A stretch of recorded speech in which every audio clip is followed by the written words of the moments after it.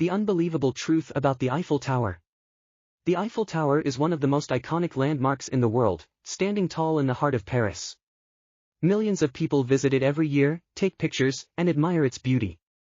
But what if I told you that the Eiffel Tower is not always the same height? In fact, it can grow and shrink by several inches depending on the season.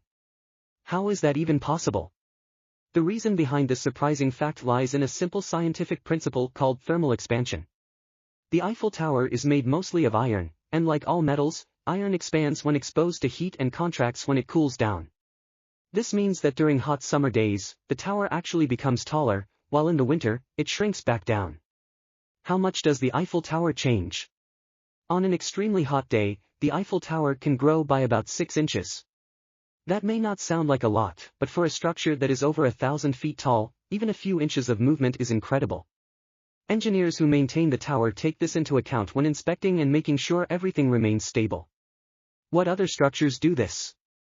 The Eiffel Tower is not the only structure affected by thermal expansion.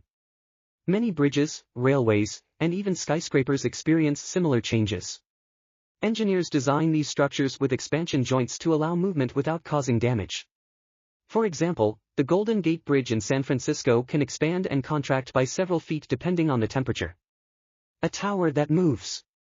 Another fascinating fact is that the Eiffel Tower does not just grow and shrink, it also moves. When strong winds blow against it, the tower can sway by a few inches. However, this movement is completely safe and is part of the tower's design. The flexibility actually helps prevent structural damage from wind forces. A symbol that changes with time. The Eiffel Tower was originally built as a temporary structure for the 1889 World's Fair, but it became such a beloved landmark that it was never removed. Over the years, it has been repainted multiple times to protect it from rust, and the color has changed several times.